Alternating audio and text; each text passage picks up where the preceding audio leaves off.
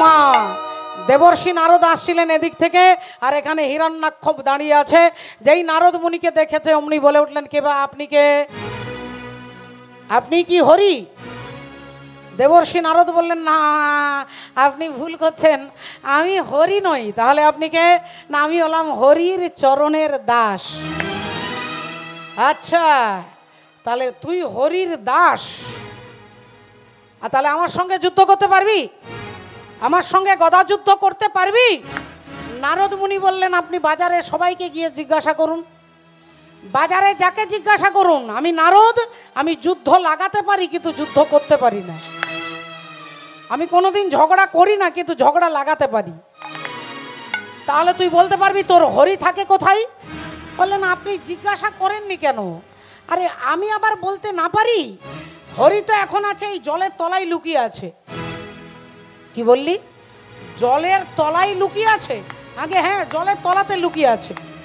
হিরণ্যাক্ষ সঙ্গে সঙ্গে হরিকে এতদিন ধরে খুঁজেছে, আমার শত্রু হরি, আর সেই হরি নাকি জলের তলায় লুকিয়ে আছে। গদাটা হাতে নিয়ে মারলেন জলের মধ্যে ঝাঁপ, আর যেই জলে ঝাঁপ দিয়েছে অমনি জলের তলায় গিয়ে গদাটাকে নিয়ে জলে মারছে আর চিৎকার করছে, কোথায় হরি?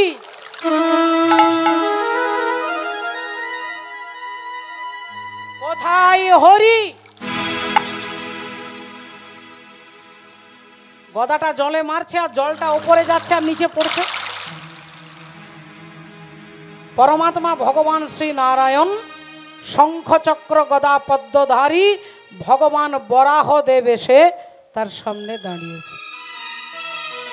শঙ্খচক্র গদা পদ্মধারী ভগবান বরাহদেব যেই দাঁড়িয়েছে, হিরণ্যাক্ষ পা থেকে মাথা পর্যন্ত তাকিয়ে বলে উঠল, তুমি হরি?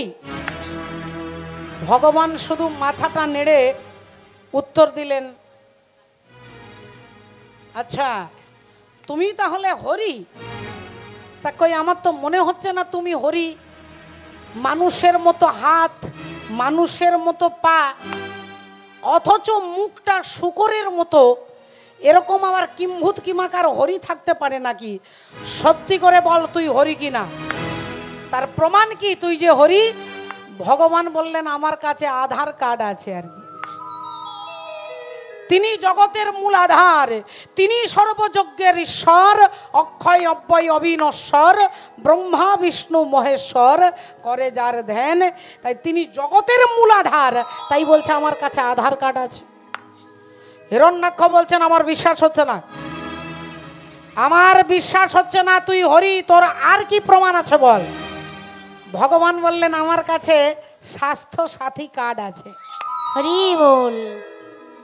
স্বাস্থ্য মানে শরীর, শরীরের জন্যই আমরা অনেকে ভগবানের কাছে যাই, আমার ছেলেকে ভালো করে দাও, আমার স্বামীকে ভালো রাখো, আমার বাবাকে ভালো রাখো, আমাকে ভালো রাখো, এই শরীরের জন্য। তাই ভগবান বলছেন আমার কাছে স্বাস্থ্য সাথী কার্ড আছে। হিরণ্যাক্ষ বললেন, তুই আমার সঙ্গে রসিকতা করছিস, সত্যি করে বল তুই হরি কিনা বল, তোর আর কি প্রমাণ আছে। ভগবান বললেন, আমার কাছে একটা শেষ প্রমাণ আছে, আমার কাছে লক্ষ্মীর ভাণ্ডার আছে।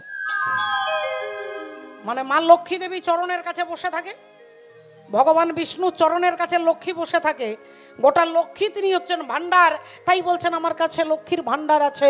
যেই বলেছি হিরণ্যাক্ষ বললেন, তাহলে তুই হরি কিনা আমার সঙ্গে গদা যুদ্ধ করতে পারবি? পারবি আমার সঙ্গে গদা যুদ্ধ করতে? ভগবান বললেন, চেষ্টা করে দেখবো। বেশ, তাহলে আয় দেখি তোর কত ক্ষমতা। আর যেই হিরণ্যাক্ষ গদাটা নিয়ে ভগবানকে মারতে যাবে, ভগবান বাঁ হাত দিয়ে তার গদাটাকে ছিনিয়ে নিলেন, আর ডান হাতে নিজের গদাটা দিয়ে হিরণ্যাক্ষের মাথায় একবার মারলেন। আর যেই মারলেন অমনি অপারেশন সাকসেসফুল হয়ে গেল। বাবা হরি বল, রাধে রাধে। হিরণ্যাক্ষ মারা গেল। হিরণ্যাক্ষ মরে গেছে। হিরণ্যাক্ষের অত্যাচার থেকে দেবতা ভক্তগণ উদ্ধার পেয়েছে, আনন্দে সবাই নাচ করছে। কিন্তু এই খবরটা গেল কার কানে? না তার বাবা দাদা হিরণ্যকশিপুরের কানে। হিরণ্যকশিপুর মনে মনে ভাবলো যে হরি আমার ভাইকে হত্যা করেছে, আজ থেকে হরি আমাদের শত্রু, আজ থেকে হরি আমাদের শত্রু। তাই যতদিন এর প্রতিশোধ না নিচ্ছি ততদিন শান্ত হয়ে বসবো না, কিন্তু অপেক্ষা করতে হবে। তাই হিরণ্যকশিপুর ধীরে ধীরে যৌবনে পদার্পণ করলেন। তার মনের মধ্যে সারাক্ষণ ভাতৃ হত্যার প্রতিশোধ নেবে, হরি তার শত্রু, এটা সারাক্ষণ মনে করে। কিন্তু বড় হলো, বিবাহ করলেন নাগরাজার কন্যা কয়াধু দেবীকে, তিনি জোরপূর্বক বিবাহ করলেন। এবার একটু বলে দিই মা, কয়াধু হলেন আপনাদের মতো ভক্তিমতী মা, অন্তরে রয়েছে শ্রদ্ধা ভক্তি, ভগবানের ভজন সাধন করে। হিরণ্যকশিপুর মনে মনে তিনি আগেই আদেশ করেছে, আমার রাজ্যে ভগবানের কথা বলা যাবে না, আমার রাজ্যে ভগবানের নাম উচ্চারণ করা যাবে না, আমার রাজ্যের কারোর বাড়িতে ঘরে ঘরে হরির পুজো হবে না, আমার রাজ্যে কারোর বাড়িতে খোল করতাল বাজবে না। এখন ভয়ে সবাই হরি ভজন বন্ধ করে দিয়েছে, কিন্তু তার স্ত্রী কয়াধু দেবী তিনি লুকিয়ে লুকিয়ে ভগবানের নাম করে। এবার আপনারা ভেবে দেখুন, হরি নামে, হরি নামে, হরি নামে, হরি নামে। আমরা ছোটবেলায় পড়েছিলাম,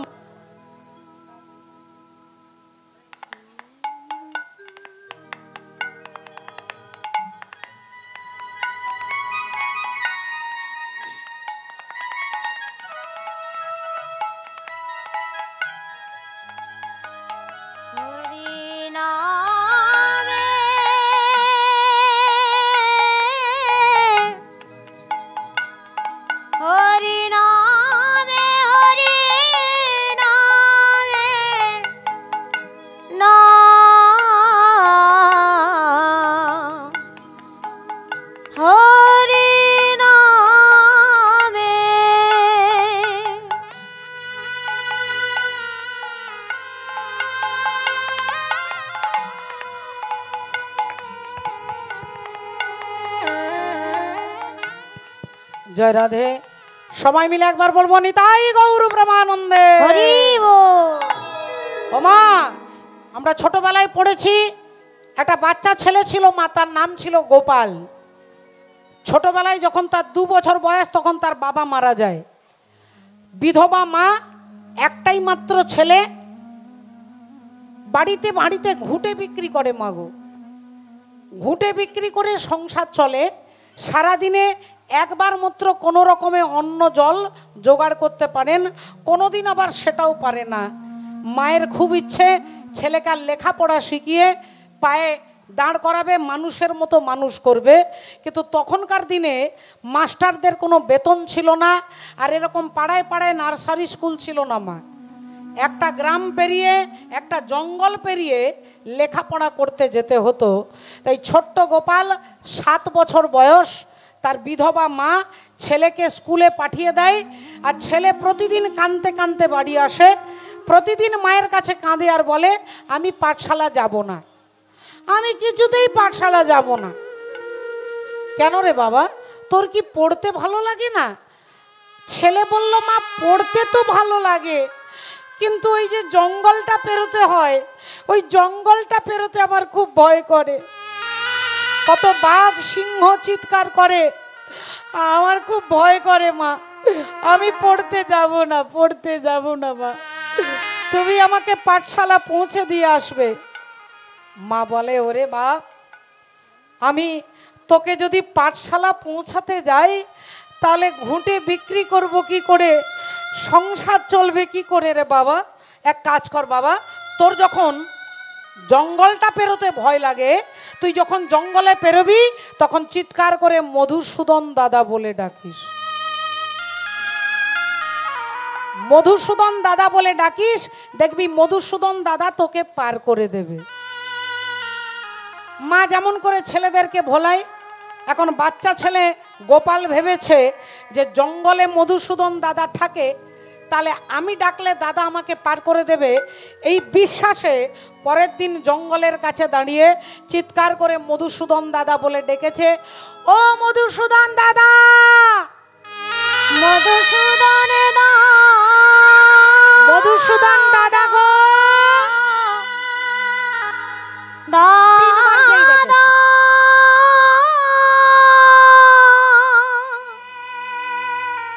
যেই তিনবার ডেকেছে, হরি বল হরি বল। দাদা ভক্তিমতী মায়ের জয় রাধে। ভাই এটা একটু একটু সাউন্ডটা একটু জয় রাধে। ওমা মধুসূদন দাদা বলে যেই ডেকেছে, অমনি ভগবান মধুসূদন দাদা মাথায় একটা পাগড়ি বেঁধে হাতে একটা লাঠি নিয়ে আর গোপালের কাছে এসে দাঁড়িয়েছে। কিরে আমায় ডাকছিস বুঝি, আমায় ডাকছিস? ওমা যেই ভগবানকে দেখেছে গোপাল অমনি আনন্দে বলে উঠেছে, ও তুমি মধুসূদন দাদা, তুমি তাহলে আমাকে প্রতিদিন পার করে দেবে?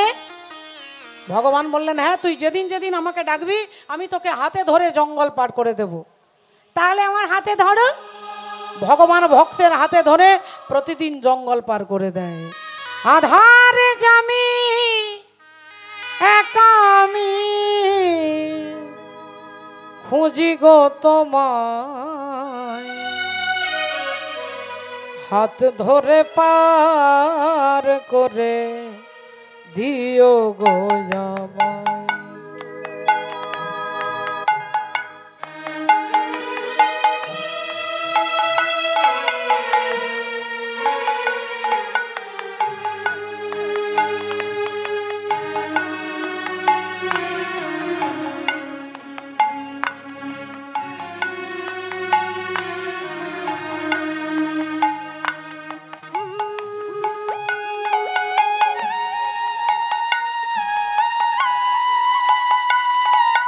হরি বল।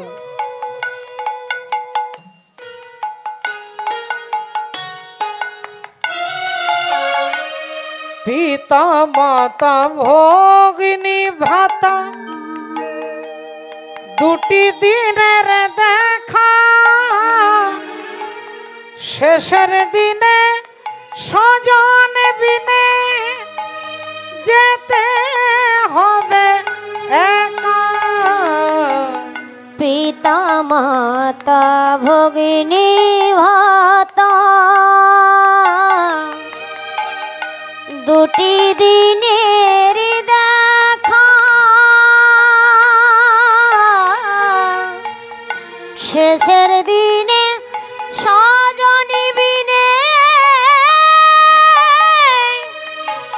যেতে হবে একা। তাই ও চরণে ভক্ত জনে, অচরণে ভক্ত গণে, চরণে ভক্ত জনে, অচরণে ভক্ত গণে ঠাই জানি পায়, হাত ধরে পার করে দিও গো আমায় দয়াল, হাত ধরে পার করে দিও গো আমায় দয়াল, হাত ধরে পার করে দিও দিও গো আমায়। প্রতিদিন জঙ্গল পার করে দেয়, প্রতিদিন গোপাল পাঠশালায় যায় আর মায়ের কাছে এসে আনন্দে মধুসূদন দাদার কথা বলে। জানো মা, মধুসূদন দাদা না মাথায় পাগড়ি বেঁধে আসে। ও মা জানো, মধুসূদন দাদার হাতে একটা লাঠি থাকে। মধুসূদন দাদা এই, মধুসূদন দাদা ওই, মধুসূদন দাদার কথা বলে। আর মা মনে মনে ভাবে যে তাহলে কোনো ছেলে হয়তো গরু চড়াতে যায়, রাখাল বালক, হয়তো তার নাম মধুসূদন, সে আমার ছেলেকে পার করে দেয়। যাক, ছেলে প্রতিদিন পাঠশালা যায়, এটাই ভালো। একদিন ঘটনা কি হলো মা, যে পাঠশালায় পড়তে যায় সেই পাঠশালায়ের গুরুমশাই, সেই গুরুমশাইয়ের মা মারা গেছে, ছাত্রদের কাছে সাহায্য চাইছে। তখনকার দিনে মাস্টারদা কোনো বেতন পেতেন না, ছাত্রদের কাছে সাহায্য চাইছে। কিরে আমার মাতৃবিয়োগ হয়েছে, তোরা আমার মায়ের শ্রাদ্ধে কিছু দিবি না। কেউ বলল মাস্টার মশাই আমরা চাল দেব, কেউ বলে গুরু মশাই আমি ডাল দেব, কেউ বলে চিনি দেব, কেউ বলে ঘি দেব, সবাই বলছে দেব। এমন সময় গুরু মশাই ওই গোপালকে ডেকে বললেন, কিরে গোপাল তুই কিছু দিবি না বাবা? গোপাল অমনি হাত জোড় করে বলছেন, গুরু মশাই আমি আজ রাত্রে মাকে জিজ্ঞাসা করে কালকে আপনাকে বলবো কি দেব। রাত্রিবেলায় মায়ের কোলের কাছে শুয়ে মাকে জিজ্ঞাসা করছে, মা গুরু মশাইয়ের মা মারা গেছে, তার শ্রাদ্ধে আমরা কি দেব মা? মা কাঁদতে কাঁদতে ছেলের মাথাটা কোলে নিয়ে বলে উঠল, বাবা রে তুই তোর গুরু মশাইয়ের পায়ে ধরে বলবি যে গুরু মশাই আমরা বড্ড গরিব, গুরু মশাই আমরা বড্ড গরিব, তাই আমার তো বাবা নেই, আমার মা বাড়ি বাড়ি ঘুঁটে বিক্রি করে। গুরু মশাই আপনি কিছু মনে করবেন না, আমি আপনাকে কিছু দিতে পারবো না।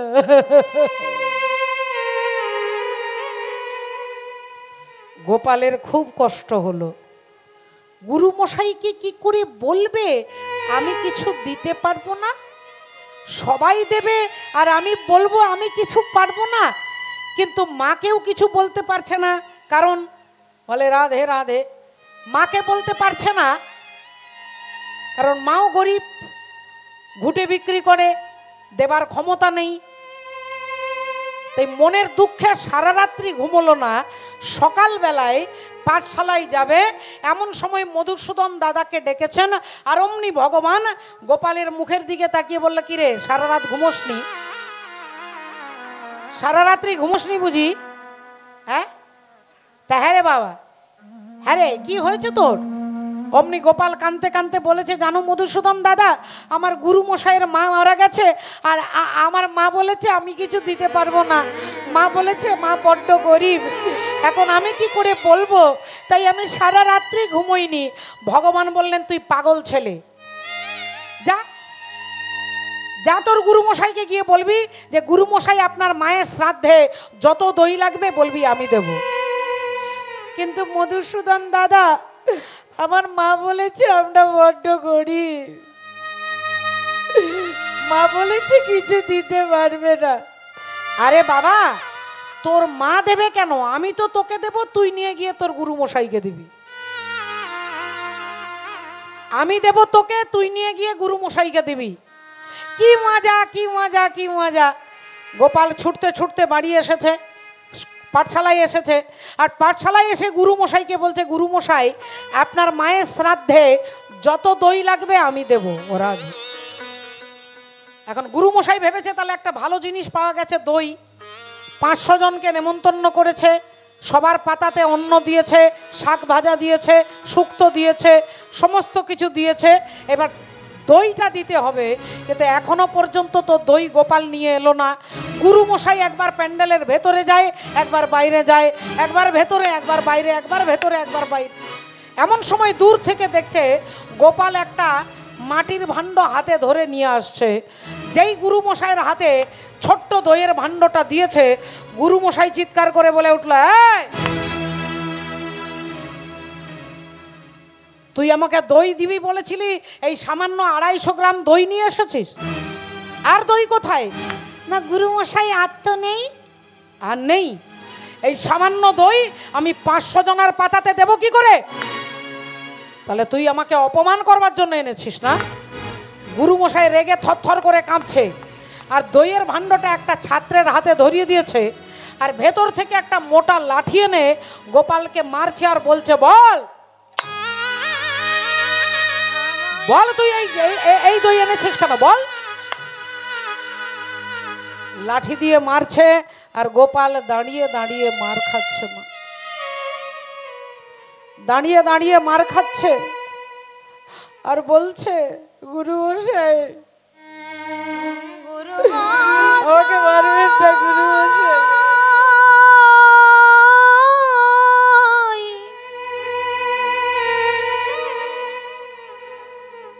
আমায় মেরো না, আমাকে মারবেন না, গুরু মশাই। আর যে ছাত্রের হাতে দইয়ের ভাণ্ডটা ধরিয়ে দিয়েছে সে ভাবছে তাহলে দইটা দইটা পরিবেশন করবার জন্য দিয়েছে। সেই ছোট্ট দইয়ের ভাণ্ড থেকে চামচ করে দই দিচ্ছে সবার পাতায়, আর যত দই দিচ্ছে তত বেড়ে যাচ্ছে, দিচ্ছে বেড়ে যাচ্ছে, দিচ্ছে বেড়ে যাচ্ছে। ওমা, 500 জনার পাতাতে দই দিয়েছে, কিন্তু দইয়ের ভাণ্ডটা আর খালি হচ্ছে না। ওই ছাত্র অবাক হয়ে ছুটে এসে গুরুমশাইকে বলছে, গুরুমশাই এ কেমন দইয়ের ভাণ্ড, এ দই কিছুতেই শেষ হচ্ছে না, যত দিচ্ছি তত বেড়ে যাচ্ছে, যত দিচ্ছি তত বেড়ে যাচ্ছে। গুরুমশাই বিশ্বাস করতে পারছেন না, প্যান্ডেলের ভেতরে এসে দেখছো সবার পাতাতে দই, আর ভাণ্ডটা যেমনকার তেমনি ভর্তি রয়েছে। গুরুমশাই অবাক হয়ে ছুটে এসে গোপালের পিঠে হাত বুলিয়ে বলছে, হ্যাঁ রে বাবা গোপাল, তোর লাগেনি তো বাবা? খুব কষ্ট হয়েছে না? আমি তোকে মেরেছি, তোর খুব ব্যথা লেগেছে? তুই কিছু মনে করিস না বাবা, তুই সত্যি করে বল তো বাবা, এই দইয়ের ভাণ্ডটা তুই কোথায় পেয়েছিস? এই দইয়ের ভাণ্ড তুই কোথায় পেয়েছিস বাবা? সত্যি করে বল, বল বাবা, বল তোকে এই দইয়ের ভাণ্ড কে দিয়েছে? অমনি গোপাল কাঁদতে কাঁদতে বলছে, গুরুমশাই আমার মা বলেছে আমরা বড্ড গরিব, আমার তো বাবা নেই, আমার মা বিধবা, লোকের বাড়ি বাড়ি ঘুটে বিক্রি করে, তাই গুরুমশাই এই দইয়ের ভাণ্ড আমার মা দেয়নি, আমার মধুসূদন দাদা দিয়েছে, আমার মধুসূদন দাদা দিয়েছে। গুরুমশাই বললেন, মধুসূদন দাদা? মধুসূদন দাদা তোর কোথায় থাকে রে? ওই জঙ্গলে। তুই পারবি পারবি আমাকে দেখাতে তোর মধুসূদন দাদাকে? হ্যাঁ, কেন পারবো না? তাহলে চল চল, আমাকে নিয়ে চল। অমনি গুরুমশাই খালি গায়ে খালি পায়ে অনুষ্ঠান ছেড়ে দিয়ে আর হাতে ধরে জঙ্গলে দাঁড়িয়ে বলছে, দেখা বাবা, দেখা তোর মধুসূদন দাদাকে। আর অমনি সঙ্গে সঙ্গে গোপাল চিৎকার করে ডাকতে লাগলেন, কোথা নারায়ণ শ্রী মধুসূদন, দিনের দয়াল দীনবন্ধু, রেখো গোচরণ তলে মহিমা অপার কৃপা সিন্ধু, দীনবন্ধু দীনবন্ধু, কোথা নারায়ণ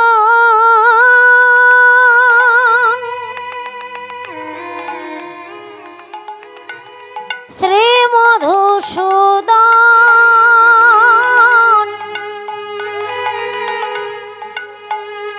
আহা দীন দয়াল দীনবন্ধু,